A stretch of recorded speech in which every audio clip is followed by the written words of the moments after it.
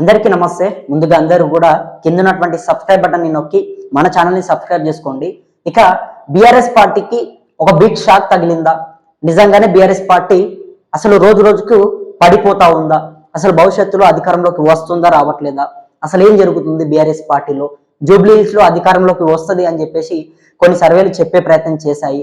పార్టీలో ఉన్నటువంటి నాయకులంతా కూడా చాలా ధీమా వ్యక్తం చేశారు. కార్యకర్తలంతా కూడా చాలా జోష్గా జూబ్లీ హిల్స్ కి వచ్చి మొత్తం కూడా ప్రచారం చేసే ప్రయత్నం చేశారు. రాష్ట్ర వ్యాప్తంగా ఉన్నటువంటి బీఆర్ఎస్ పార్టీ నాయకులందరూ కూడా ఇక్కడికి రావడం జరిగింది. అయినప్పటికీ కూడా అంతమంది ఇక్కడికి వచ్చి పార్టీ కోసం కష్టపడ్డప్పటికీ కూడా బీఆర్ఎస్ పార్టీ అధికారంలోకి రాలేదు.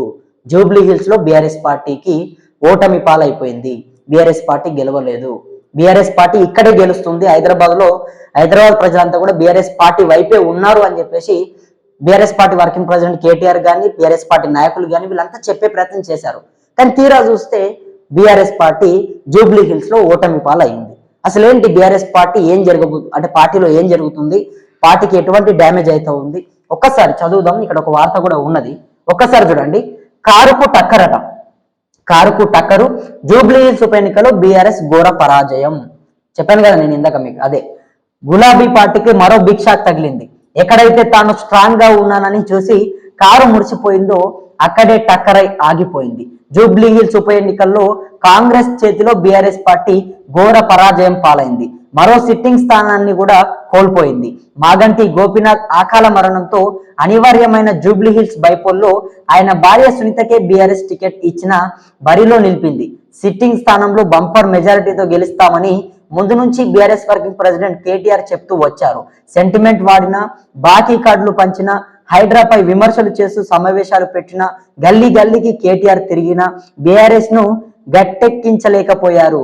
ఫామ్ హౌస్ నుంచే బీఆర్ఎస్ చీఫ్ కేసీఆర్ వ్యూహాలు పన్నుతున్నారని చెప్పినా అవి ఫలించలేదు. మొత్తంగా గులాబీ పార్టీ సంఖ్యాబలం మరొకటి తగ్గి డీలా పడిపోయింది. సెంటిమెంట్ అస్త్రాన్ని ప్రయోగించి అభ్యర్థిని ప్రకటించింది. అయితే మొదలు బీఆర్ఎస్ పార్టీ సెంటిమెంట్ ని ప్రయోగించింది. గోపీనాథ్ మృతితో వచ్చిన ఉప ఎన్నికల్లో ఆయన భార్య సునీతకు గెలిపించుకోవాలని ప్రతి మీటింగ్ లోనూ చెప్పుకుంటూ వచ్చింది. ఆడబిడ్డ అనే సెంటిమెంట్ ను ప్రజల్లోకి తీసుకెళ్ళింది. ఆడబిడ్డపై అందరూ కలిసి దాడి చేస్తున్నారంటూ కేటీఆర్ పలు సందర్భాల్లో చెప్పుకొచ్చారు. అయితే మరి వాళ్ళ సొంత ఇంటి ఆడబిడ్డపై అడుగడుగునా చేసిన దాడుల గురించి ఎందుకు మాట్లాడడం లేదన్న చర్చ జనాల్లో ఆలోచన రేతకెక్కించింది. బాకీ కార్డులు వేస్ట్ అట. కాంగ్రెస్ పార్టీని ఎదుర్కొనేందుకు బీఆర్ఎస్ పార్టీ బాకీ కార్డులను పంచింది, అవి కూడా పోయినాయట. అయితే బీఆర్ఎస్ వాడుకున్న మరో అస్త్రం బాకీ కార్డులు. 6 గ్యారంటీలను రాష్ట్ర ప్రభుత్వం అమలు చేయడం లేదని కేటీఆర్, హరీష్ సహా బీఆర్ఎస్ నేతలు జనంలోకి వెళ్లారు. ప్రజలకు కాంగ్రెస్ అనేక హామీలు అమలు చేయలేక బాకీ పడిందంటూ బాకీ కార్డులు పేరిట ప్రత్యేకంగా పాంప్లెట్లు ముద్రించి పంచింది. బీఆర్ఎస్ నేతలు ఇంటింటికి తిరిగి వీటిని అందజేశారు. ఆ బాకీ కార్డులను జనం పట్టించుకోలేదు. బీఆర్ఎస్ హయాంలో ఎన్నో హామీలు అమలు కాలేదని ఇప్పుడు బాకీ కార్డులంటూ ముందుకు వస్తున్నారంటూ తిప్పుకొట్టారు. చూడండి, సెంటిమెంట్ వర్కౌట్ కాలేదు, బాకీ కార్డులు వర్కౌట్ కాలేదు. తర్వాత కేటీఆర్ గారు చెప్పారు, నిజంగానే జూబ్లీ హిల్స్ లో పార్టీకి చాలా పవర్ ఉంది, క్యాడర్ అంతా కూడా మా వైపే ఉంది, జూబ్లీ హిల్స్ ఓటర్లు మహాశైలంతా కూడా మా వైపే ఉన్నారు, ఖచ్చితంగా బీఆర్ఎస్ పార్టీ గెలవబోతుంది, గెలిచింది అన్నట్టుగా చాలా స్పీచ్లు ఇచ్చే ప్రయత్నం చేశారు. తర్వాత నిజంగానే కారు టక్కర్ అయిపోయింది. నిజంగానే కారు జూబ్లీ హిల్స్ లో టక్కర్ అయింది. మరి ఎందుకు టక్కర్ అయింది? అసలు ఎవరి విఫలం? దేని గురించి టక్కర్ అయిపోయింది? అంటే పార్టీ అన్ని విధాలుగానే చేసే ప్రయత్నం చేసింది. బాకీ కార్డులు అని చెప్పేసి కొన్ని పోస్టర్స్ తెచ్చి ప్రజలకు చూపించే ప్రయత్నం చేసింది. తర్వాత మాగంటి సునీత పైన చాలా మంది కూడా దాడులు చేస్తా ఉన్నారు. చాలా మంది ఒక మహిళను పట్టుకొని ఈ రకంగా ఇబ్బందులు పెడతా ఉన్నారని చెప్పేసి కేటీఆర్ చెప్పే ప్రయత్నం చేశారు. దానికి కౌంటర్ గా మళ్ళా రేవంత్ రెడ్డి గారు మీ సొంత చెల్లి అయినటువంటి కల్వకుంట్ల కవిత గారిని పట్టుకొని అడుగడుగున తనని అవమానించుకుంటూ పోయినటువంటి మిమ్మల్ని ఏమనాలి? సొంత చెల్లినే చక్కగా చూసుకోలేనాడు, ఈమెను ఎట్లా చూసుకుంటాడు చక్కగా అని చెప్పేసి రేవంత్ రెడ్డి గారు కూడా ఆయన పైన, కేటీఆర్ గారి పైన వ్యాఖ్యలు చేసే ప్రయత్నం చేశారు. ఒకసారి చూడండి. హైడ్రాపై ఆరోపణలతో వెళ్ళిన హైడ్రా చేస్తున్న అక్రమాల కూల్చివేతలను బీఆర్ఎస్ పార్టీ తన ప్రచారానికి వాడుకుంది.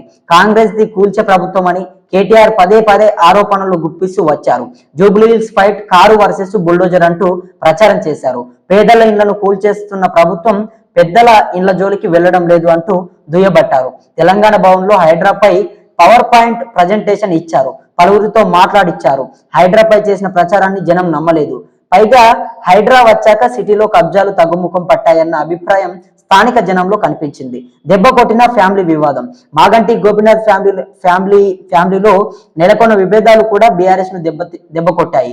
తన కొడుకు గోపీనాథ్ మరణంపై అనుమానాలున్నాయన్న తల్లి పోలీసులను ఆశ్రయించింది. మాగంటి సునీతకు ఫ్యామిలీ సర్టిఫికేట్ ఇవ్వడంపై గోపీనాథ్ మొదటి భార్య మాలినీదేవి కుమారుడు ప్రత్యుప్న తారకు మీడియా ముందుకు వచ్చారు. మొదటి భార్యను తానున్నాక సునీతకు ఫ్యామిలీ సర్టిఫికేట్ ఎలా ఇస్తారంటూ మాలినీదేవి ప్రశ్నించారు. ఈ విషయంలో తమను బీఆర్ఎస్ నేతలు బెదిరిస్తున్నారంటూ వాళ్ళు ఆరోపణలు చేశారు. ఇటు గోపీనాథ్ తల్లి మహానంద కుమారి కూడా మీడియా ముందుకు వచ్చి సునీతకు ఫ్యామిలీ సర్టిఫికేట్ ఇవ్వడంపై అభ్యంతరం వ్యక్తం చేశారు. మహానంద కుమారి మాలినీదేవి ప్రత్యంతారకు కలిసి శేర్లింగంపల్లి ఎంఆర్ఓ ఆఫీస్ లో ఫిర్యాదు సైతం చేశారు. అంటే ఇక్కడ దెబ్బ కొట్టింది ఫ్యామిలీ వివాదం ఒకటి, హైడ్రా కూడా. హైడ్రా బట్టి కేటీఆర్ గారు చెప్పారు, బుల్డోజర్ కు వర్సెస్ కారుకు పోటీ జరుగుతుంది, మీరు కారును గెలిపిస్తారా బుల్డోజర్ని గెలిపిస్తారా తేల్చుకోండి అంటూ కూడా వాళ్ళు మాట్లాడారు. మరి తీరా చూస్తే ప్రజలు మళ్ళీ బుల్డోజర్ని గెలిపించారు. అంటే బుల్డోజర్ అనేది వాళ్ళు బీఆర్ఎస్ పార్టీ వాళ్ళు కాంగ్రెస్ పార్టీ పైన ఒక చెప్పే ప్రయత్నం చేశారు, ఒక వ్యాఖ్యగా దాన్ని తీసుకున్నారు. బట్ కాంగ్రెస్ పార్టీ పైన ప్రజలకు ఇంకా కూడా నమ్మకం ఉన్నది అనేది ఇక్కడ మనం అర్థం చేసుకోవచ్చు. కాంగ్రెస్ పార్టీ అభివృద్ధి చేస్తుంది, ఖచ్చితంగా ముందుకు వెళ్తుంది అనేది ప్రజలు భావిస్తా ఉన్నారు. అది ప్రజల లోపల కూడా ఉన్నదని మనం కూడా అనుకోవచ్చు. అయితే జూబ్లీ హిల్స్ లో ఓడిపోవడానికి ఒకటి నిజంగా ఇక్కడ ఉన్నట్టుగా ఫ్యామిలీ సెంటిమెంట్ ఫ్యామిలీ వివాదం. జూబ్లీ హిల్స్ లో ఏదైతే మాగంటి గోపీనాథ్ కి సంబంధించి ఆయన ఫ్యామిలీలో అనేక వివాదాలు, అనేక చర్చలు వస్తా ఉన్నాయి బయటకి. రోజు రోజుకు ఒక్కొక్క రకంగా వార్తల్లో నిలుస్తా ఉంది మాగంటి ఫ్యామిలీ.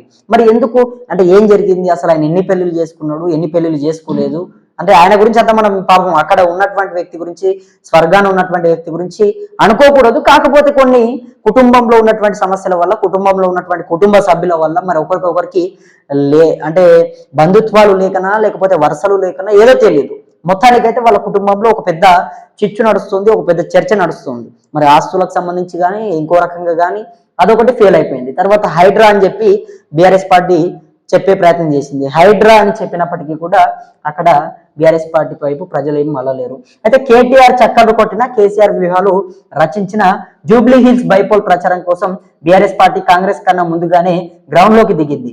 డివిజన్ల వారీగా సీనియర్ లీడర్లకు బాధ్యతలు అప్పగించింది. తలసాని శ్రీనివాస్ యాదవ్, వద్దిరాజు, రవిచంద్ర, దాసోజు శ్రావణ్, తక్కలపల్లి రవీందరు, పోచంపల్లి శ్రీనివాసరెడ్డి వంటి నేతలకు వివిధ డివిజన్ల బాధ్యతలను అప్పగించింది. వాళ్ళు ముందు నుండి ప్రజలను కలుస్తూ కాంగ్రెస్ ప్రభుత్వానికి వ్యతిరేకంగా ప్రచారం చేశారు. ఇటు కేటీఆర్ కూడా వారం 10 రోజుల పాటు ప్రతి డివిజన్ లోనూ రోడ్ షోలు నిర్వహించారు. కాంగ్రెస్ చేసిన ఆక్రమణలంటూ వీడియోలు వేసి ప్రజలకు చూపించారు. అన్ని డివిజన్లలోనూ తిరిగారు. ఇటు హరీష్ రావు కూడా యూసఫ్గూడ డివిజన్ లో బైక్ ర్యాలీ చేపట్టారు. ఇవేవి బీఆర్ఎస్ ను కాపాడలేకపోయాయి. మరోవైపు గులాబీ బాస్ కేసీఆర్ మాత్రం ఫామ్ హౌస్ కే పరిమితం అయిపోయారు. అభ్యర్థి ఎంపిక సహా ఎన్నికల్లో అనుసరించాల్సిన వ్యూహాలపై ఫామ్ హౌస్ నుంచే అమలు చేశారట. తర్వాత లీడర్లను అక్కడికక్కడే పిలిపించుకొని రివ్యూలు నిర్వహించారు. స్టార్ క్యాంపెయినింగ్ లిస్టులో ఆయన పేరు ఉన్నప్పటికీ ప్రచారానికి రాలేదు. గ్రౌండ్ లోకి రాకుండా ఫామ్ హౌస్ కి పరిమితం కావడంతో జనంలోనూ కేసీఆర్ పై ఓ రకమైన అభిప్రాయం ఏర్పడిందన్న వాదనలు ఉన్నాయి. ఖచ్చితంగా కేసీఆర్ కి సంబంధించి ఆయన ఫామ్ హౌస్ కే పరిమితం అయ్యాడనే వార్తలు రోజు రోజుకు పెరిగిపోతా ఉన్నాయి. గతంలో కాంగ్రెస్ పార్టీ నాయకులు రేవంత్ రెడ్డి గారు వీళ్ళంతా కూడా చేశారు. బట్ ఇప్పుడు ప్రతిపక్ష పార్టీలో ఉన్నటువంటి నాయకుడు, ప్రధాన ప్రతిపక్ష నాయకుడు కేసీఆర్ గా ఉన్నప్పుడు ఆయన అటువంటి వ్యక్తి మరి ఎన్నికలు జరిగినప్పుడు బయటకు ఎందుకు రావట్లేదు, ప్రజల లోపలికి ఎందుకు రావట్లేదు, చాలా మంది చనిపోతా ఉంటే కనీసం ఎందుకు పట్టించుకోవట్లేదు, మొన్న అక్కడ చేవెళ్లి దగ్గర దాదాపు అంతమంది చనిపోతే అక్కడికి ఎందుకు వెళ్ళలేదు, అసలు కేసీఆర్ గారు ఫామ్ హౌస్ కే పరిమితం అయిపోయారా నిజంగానే, ఈ రకమైనటువంటి కొన్ని చర్చలు కూడా ప్రజల లోపల వస్తూ ఉన్నాయి. సో మరి ఎట్టకేలకు ఏమైంది, కేసీఆర్